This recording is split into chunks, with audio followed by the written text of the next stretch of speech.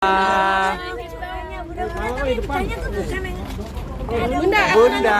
ada kaitannya Bunda. Soal kemarin podcast sama keluarga Vina, Bunda. Gimana sih Bunda kemarin? Iya, nggak ada gimana-gimana, tapi paling nggak maksudnya ini yang di sini cuma agak naik sedikit ya, biar agak bagus gitu loh. Iya, siap. Enggak, lo angle-nya juga bagus, Bunda.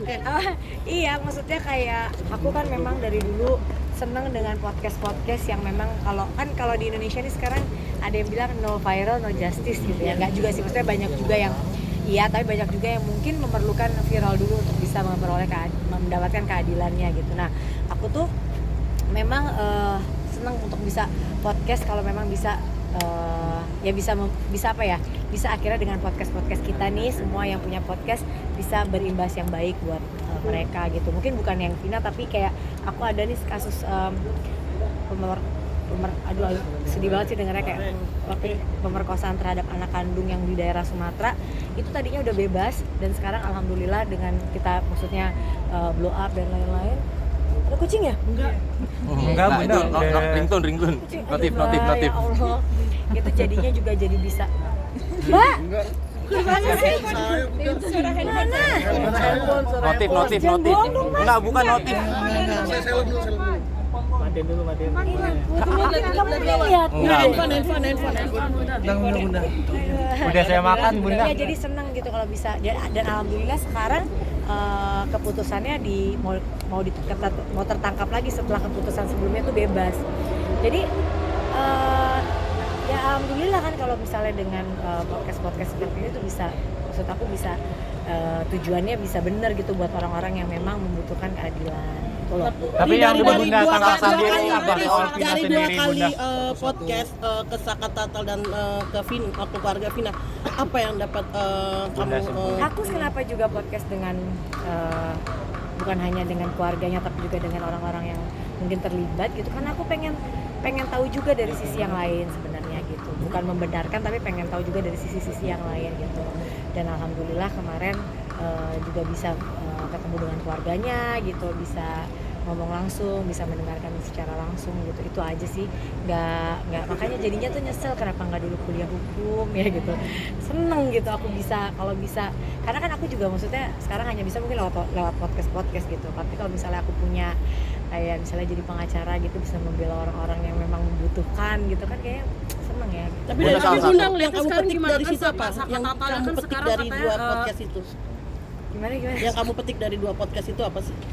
Ya ada lah, tapi kan kita nggak bisa menjudge sesuatu cuma berdasarkan podcast. Semua kan ada penegak hukum yang mungkin bisa lebih pantas untuk ditanyain ya masalah kayak gini sih. Bunda, salah satu Tapi Bunda DPO-nya masih dipertanyakan, Bunda. Saka Tatalnya kan katanya korban salah tangkap juga. Ya itu kan nggak bisa kita buktikan secara omongan ya. Semua juga ada aparat yang mungkin bisa lebih menjawab untuk masalah ini gitu. Kalau aku pribadi kan hanya bisa memberi sisi-sisi lain dari kayak kemarin dari keluarganya, mungkin juga dari yang lain gitu. Jadi kalau misalnya membuktikan salah atau tidak itu kan bukan tugas kita, bukan tugas kita gitu. Bunda nggak sih Bunda salah tangkap terus dipaksa ngaku, dipukul? Nggak tahu. Nggak bisa juga mengomentari sesuatu yang belum jelas dan belum tahu kebenarannya. Nanti takutnya jadi salah persepsi. Jadi baiknya ya kita tunggu hasilnya dari kepolisian. Tapi Bunda, salah satu DPO yang udah tertangkap masih dipertanyakan, Bunda. Mungkin kemarin setelah wawancara dengan keluarga gimana, Bunda?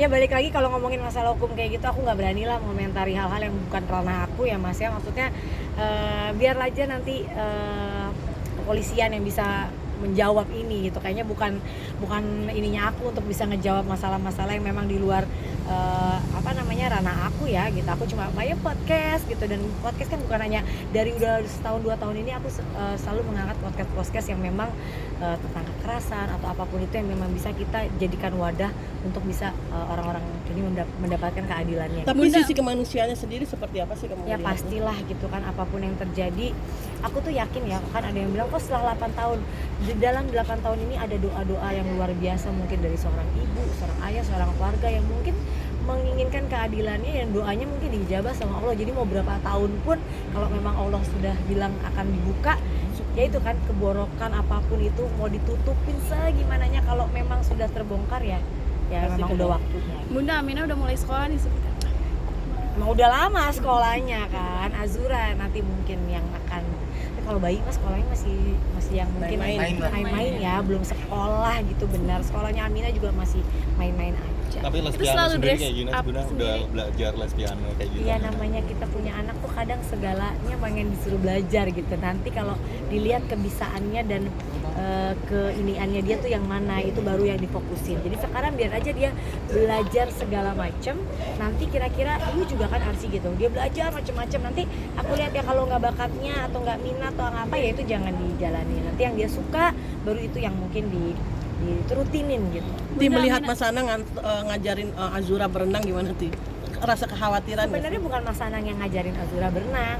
Mas Anang datang untuk menemani Azura tuh berenang ganti-gantian karena Azura berenang udah ada gurunya karena emang harus dipantau sama ahlinya kan. Kalau Mas Anang yang ngajarin, aduh jangan aku gak percaya gitu. Tapi kan ada ahlinya yang memang ngajarin untuk berenang, tapi kan memang harus ada entah kak bapaknya, ibunya, neneknya, kakeknya gitu, keluarga terdekat untuk bisa menjalani proses selama di dalam kolamnya itu untuk bisa bekerja sama dengan si gurunya gitu. Bunda Aminah suka matchingin baju seperti apa? Ganti-gantian. Bunda Aminah suka matchingin baju itu emang dipilih Aduh, seperti Aminah tuh apa? pinter, mungkin bajunya udah terlalu banyak jadi tiap hari ganti kan. Tuh, bajunya ganti-ganti dan Aminah fashionable banget kan dia, apalagi kalau udah pegang tasnya, udah deh jalan dia langsung. Itu berarti Aminah sendiri yang nentuin Bunda tuh? Ya pastinya juga kan memang pertamanya pasti didandanin gitu kan, maksudnya dipakai-pakein ini terus dia cocok, dia suka, karena nggak semua anak kecil loh mau rambutnya dikepang macem-macem, di style macem-macem, mau pegang tas, mau pegang baju, mau apa, nggak semuanya. Ya ini kasihan banget ya semuanya mau kan gitu. Jadi ya Aminah memang mungkin dia suka, memang dia suka fashion gitu. Tapi Terus kapan kamu Ti akhirnya- mau nganterin Aminah ke sekolah kapan? Udah beberapa Udah kali sering. kan. Iya. Bunda sama sedikit dan Aminah tahu nggak? Umur yang Boleh. Bunda tahu nggak ini siapa?